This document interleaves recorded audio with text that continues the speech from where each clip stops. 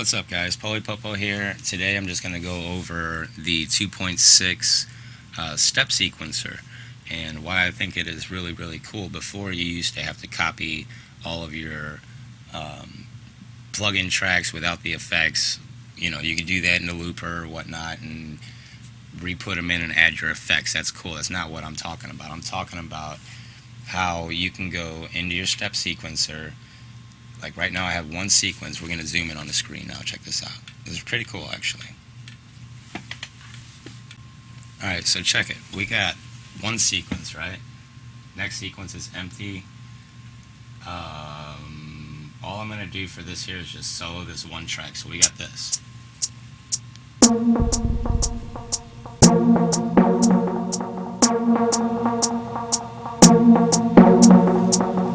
Now I'm going to modulate that with the step sequencer. I got my velocity. I'm going to hit this grid over here. Double tap the velocity. And now I can hit the bend range, the velocity, or add new. I'm going to add new to the whole track. I can add to the track or just the program. I'm going to take it to the track. And then the program. I'm going to do glide time or doubling. Touch the pencil. Now that sequence is set like that, okay? What's really cool is now I can go hit this pencil here, copy the whole sequence to 2. I'm going to take that sequence and copy it again to 3. I just want to do 4 different variations on this, okay? And it's all on track 1. So now we got sequence 2, step sequencer. Velocity is still the same, but I can change it and it'll take effect. Let's see here. We're on sequence 2, track 1. I'm gonna go to sequence 3, step edit. Hit this grid. Let's see, it's got all this stuff. I want that to be different on track 3, right? So now let's go to sequence 4, step sequence. I'm just trying to add variation to my tracks, so this way they don't all sound the same, even if I have one track, you know what I'm saying? Okay.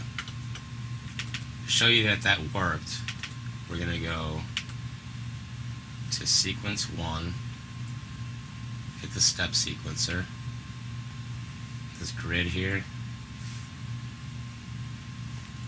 On here I have bend range and doubling, right? On sequence 2,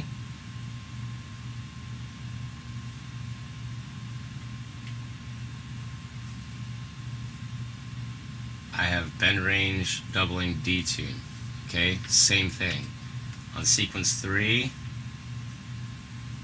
step sequencer,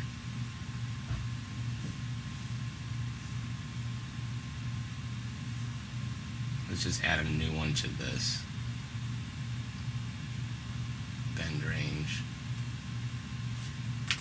And so sequence 2, sorry, we're on sequence 3, step sequence. Let's turn on the velocity a little bit so it takes effect. And now we have those. Now sequence 4 is going to be a little different. Step sequencer, the grid. See, I have these 3 here on that. See, now I just want to show you that these are different. You got the sequence that.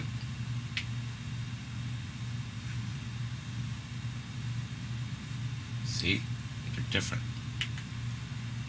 I'm going to go to sequence 2. Step sequencer, blah blah blah, grid. See, I'm going to add 2 more to this one, this way it's obvious, okay? We're going to go to bend range, and we're going to add another one.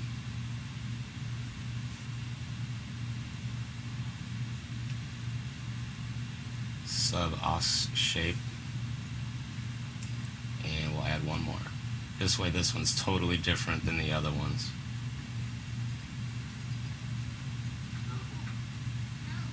Alright, pretty slick. Now let's go back and see what that did. Let's hit track 1, step sequence, grid. What do we got? 2, we got bend range and double detune. On sequence 2, step sequencer, track 1, velocity is different. I have these. See, now you don't have to do all that hard work. You can just go through and add per sequence. So I just think it's a faster workflow is all I'm saying. Step sequence 3. Hit the grid. Double tap. Doubling detune and bend range. Alright, so we'll go to sequence 4. Step sequencer. Say you want to go through the whole step. See, I got all these for that. So it's just a good, quick way to get your sounds into your mix is all I'm trying to say. We'll go through and see what they sound like.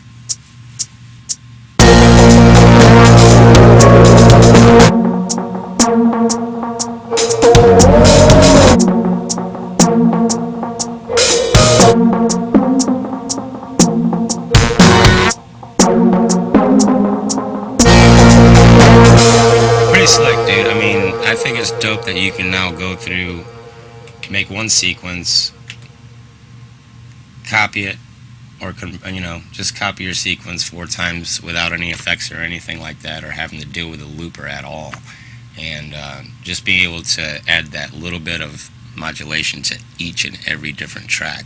So again, that was just a quick workflow on that. Real easy, pretty basic. I started with a project, but if you just have one sound going, it's a lot easier at a time. But just basic rundown again. Step sequencer, sequence 1. Sequence 2 is going to be different. Sequence 3 is different. Sequence 4 is different. Know what I'm saying? So it's a great way to add. It's almost like in the Fruity Loops, whenever you have that gross beat, whenever you got just like a wah going for 4 bars, and then you hit gross beat, it goes like, the first one will be like wah, and then it'll be like wop wop wop wop wop wop wop wop, and the third one will be like wop wop wop wop wop wop wop wop wop wop wop, but the same noise, you know what I'm saying? So it's pretty cool, and that's what I was talking about.